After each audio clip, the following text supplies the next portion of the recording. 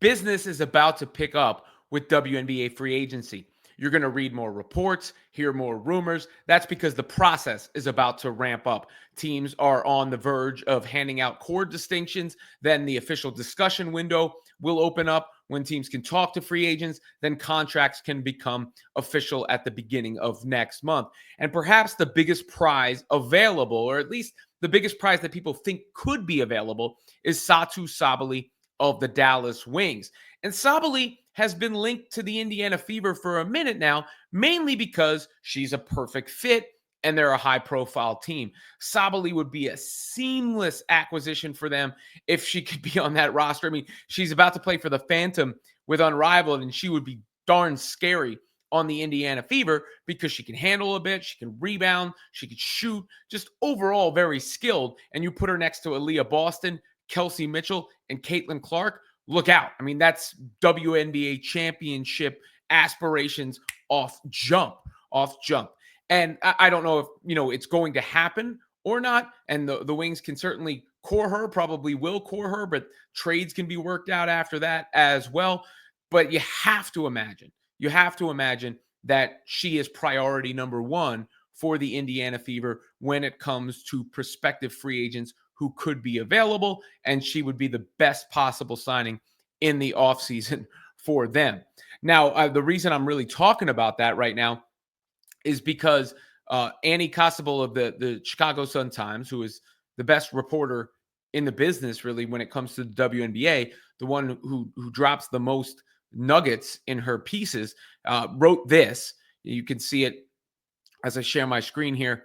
This was a Vanche Murdoch tweet that sums up part of the article. There's an understanding around the league that Sabally will be on the move after the Wings make her a core player this weekend, when GMs can begin sending out qualifying offers and core tags. What's unclear is where she'll end up. The Sky's chances of landing Sabally are slim, but the number 3 pick opens the door to a potential conversation with Wings GM Kurt Miller. That's in reference to a possible trade. And then this comes up next. The Fever are the most intriguing prospective landing spot for Sabally, considering the lineup they already have in place. If the Fever's front office is able to re-sign guard Kelsey Mitchell and secure Sabally, the team would become a title contender overnight. Another possibility for Sabally might be joining her sister Naira with the Liberty. Now, I've talked about that too. And, they link up with Sabrina Ionescu down at Unrivaled. They played together with the Ducks. From a financial perspective, it's a little tough for the Liberty, but they can probably make it happen. Things have happened before. I'd have to look at the logistics of it.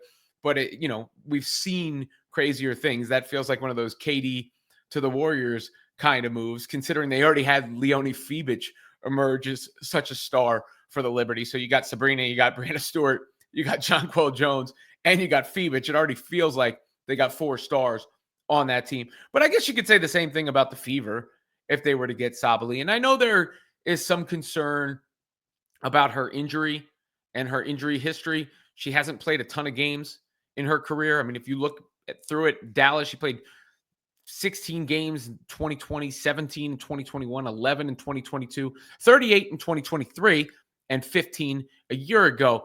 But, sometimes players have injury problems and then get over them. And in the year that she played 38 games, Sabally averaged 18.6 points and 8 rebounds to go with 4.4 assists and 1.8 steals. She shot 44% from the floor and 36% from 3 in that year. Last year, in a little bit more limited action, but she did come back, 18 points a game, 6.5 rebounds, 5 assists, 42.6% from the floor, 45% from 3. So she really can. I think the term unicorn gets thrown out there. She can do it all.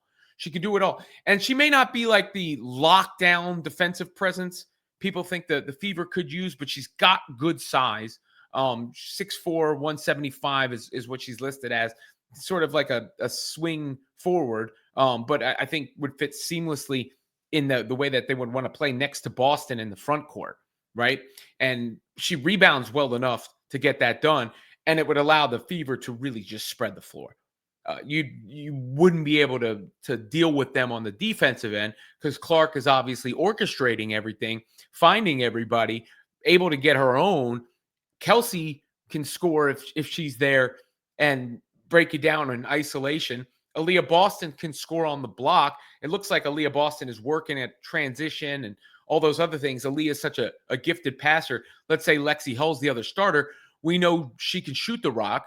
She shot the ball well, and she does all the little things out there. Then you add Sabally, who could shoot, who can give you another option to dump it to, who can score off the dribble. You pick your poison. That's the problem that opposing teams would be dealing with. Now, how realistic it is, that's the other part of it. Like, it's tough with WNBA salaries because and the core distinction gets thrown into whack a little bit because there's not that many teams out there.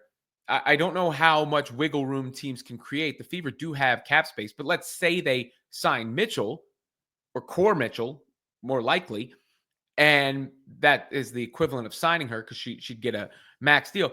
How do they then acquire Sabally if the Wings say core her? I don't know how that could move or shake out. I don't know, if it's draft compensation, what else they actually have to offer. So again, some of this is fantasy at the moment, but it's certainly within the realm of possibilities.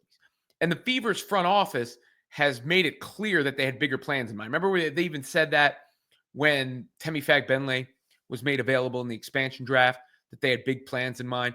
Now, does it mean they're going to go land the megastar or the big fish? Not necessarily. Maybe they're looking overseas. Maybe they're looking to sign a bunch of free agents who have athleticism and pop and can upgrade the roster in addition to bringing Kelsey back. But I don't think Annie drops a nugget like that in her stories for nothing. That's been her MO. She covers the Chicago Sky, obviously does a great job covering the Chicago Sky, but she seems to use the Sky in her pieces on the Sky as sort of a tool to get other news out there that's more national, because she is kind of like the WNBA Woj.